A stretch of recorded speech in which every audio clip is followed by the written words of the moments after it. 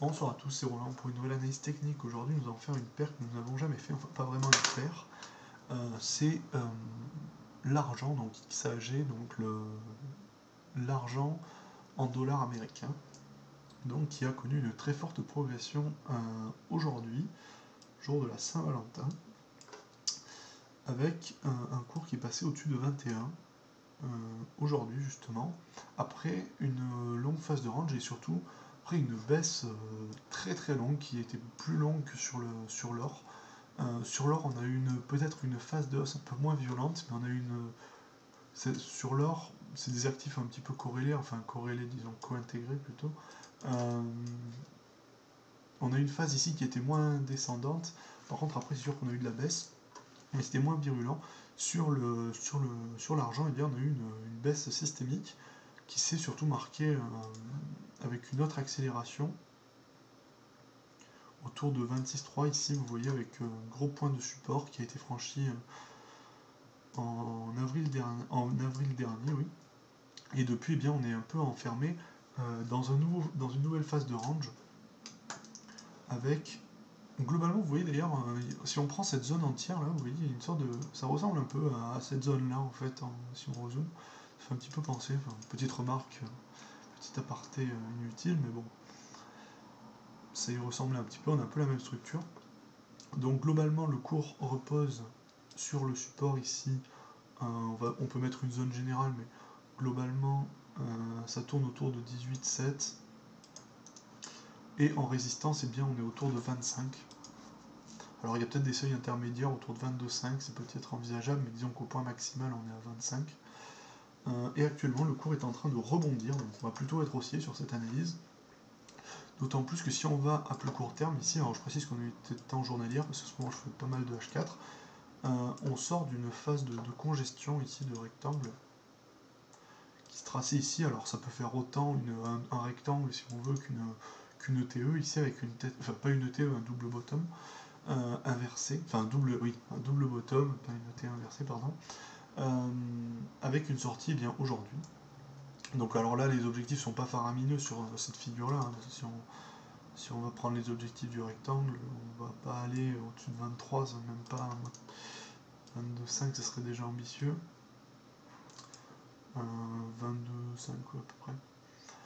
22,5 en objectif, donc là bon, ça ne motive pas forcément du trading, à part peut-être en swing, enfin en court terme, mais vraiment court terme. Donc moi je vais plutôt me positionner sur une analyse un peu plus profonde, disons. Alors on voit ici déjà qu'on a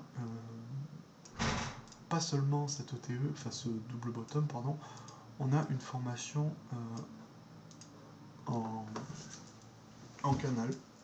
Donc là déjà on peut reporter de nouveaux objectifs qui représentent la taille du canal, en fait la largeur. Et on reporte à ce moment-là au point de sortie. Donc là ça nous donne plutôt 23, qui peut être zone de résistance ici parce que c'est le dernier point de plus haut. Donc déjà c'est plus ambitieux.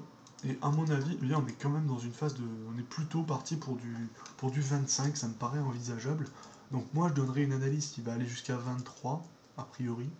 Mais je pense qu'on peut faire traîner le trade à 25. Par contre, il est vraiment souhaitable d'attendre un pullback pour entrer parce que là on a déjà mangé pas mal une partie du gâteau, en clair, parce que si on positionne son stop, disons, allez à 19,5, c'est un peu arbitraire, hein. Si on voulait être bien, on se mettrait à 19.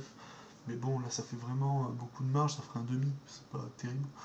Enfin, ça ferait 50-50 entre le stop loss et le take profit. Moi, je dirais plutôt 19,5. Ça paraîtrait peut-être un peu plus intéressant en termes de profitabilité. Mais à ce moment-là, on attend un pullback autour de 20,5 à peu près. Autour de 20,5, si on revient sur ce niveau-là, là on peut rentrer à l'achat pour aller chercher un 23. Par contre, après on peut trader, comme j'ai dit, une autre façon, c'est de mettre son stop à 19, c'est-à-dire là d'être vraiment large et d'aller chercher un trade à 25 sur l'argent. Ça me paraît aussi envisageable, peut-être plus intéressant, puisque là on aurait vraiment un reward ratio intéressant à ce niveau-là, enfin disons supérieur à 50-50, quoi. On aurait un take profit, on aurait quoi? On est à 21, disons 21 jusqu'à 25, on a 4, 19, on aurait 1 pour 2, quoi. Donc là, ça serait intéressant. à ce moment-là, on aurait plus de chance. Par contre, l'analyse pour moi ici est très claire, hein. Je suis très clairement haussier, pas à long terme, mais jusqu'à 23-25, ça me paraît très très envisageable sur l'argent. Voilà, donc analyse haussière avec un take profit, disons, à 23, si on entre autour de 20,5, avec un stop autour de 19,5, et un take profit à 25 si on décide d'entrer à la limite maintenant, mais qu'on met un stop autour de 19. Voilà, donc analyse haussière, mais pas à long terme, sur l'argent. Vous voyez, on est quand même sur une zone de support globalement ici, avec pas mal de plus haut et plus bas dans une zone précédente autour de 2010 et 2008 respectivement. Voilà, donc analyse haussière sur l'argent. C'est la première fois que je fais ce produit. Et j'espère que cette analyse vous aura plu. Et je vous dis bien sûr à la prochaine.